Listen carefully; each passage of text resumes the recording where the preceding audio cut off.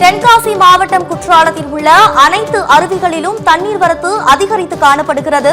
குற்றால அருவிகளில் நீர்வரத்து அதிகரித்து காணப்படுகிறது. தென்காசி மாவட்டத்திற்கு இன்று அதி கனமழைக்கான ரெட் அலர்ட் விடுக்கப்பட்டுள்ள நிலையில் பாதுகாப்பு முன்னெச்சரிக்கை ஏற்பாடுகள் தீவிரப்படுத்தப்பட்டு வருகிறது.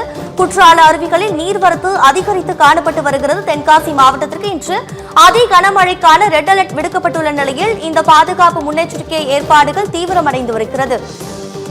இது குறித்து கூடுதல் விவரங்களை வழங்குவதற்காக இணைப்பில் இணைக்கிறார் செய்தியாளர் சம்பத். வணக்கம் சம்பத், கூடுதல் விவரங்களை பதிவு பண்ணுங்க.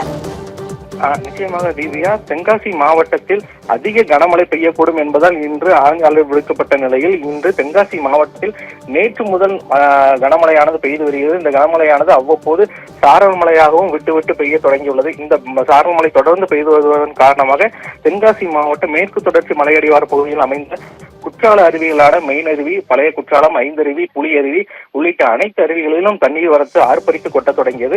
இதன் காரணமாக நேற்று பிற்பகல் முதலே சுற்றுலா பயணிகள் குளிப்பதற்கான தடையும் விதிக்கப்பட்டு வந்தது. அந்த வகையில் தென்காசி மாவட்டத்தில் தொடர்ந்து மழை பெய்து வருவதன் காரணமாக குற்றாலத்தில் தண்ணீர் வரத்து குறையாமல் ஆர்ப்பரித்து கொட்டி வருகிறது. எனவே மேலும் எச்சரிக்கை விடுக்கப்பட்டதன் காரணமாகவும் மழையானது அதிகமாக பெய்யக்கூடும் என்பதாலும் மாவட்ட நிர்வாகம் சார்பில் முன்னெச்சரிக்கை நடவடிக்கையாக அருவிகளில் குளிப்பதற்கான தடையானது விதிக்கப்பட்டுள்ளது. அந்த வகையில் தென்காசி மாவட்டம் குற்றாலத்தில் உள்ள அனைத்து அருவிகளிலும் சுற்றுலா பயணிகள் இன்று குளிப்பதற்கான முழு நாள் தடையானது விதிக்கப்பட்டுள்ளது என்பது குறிப்பிடத்தக்கது.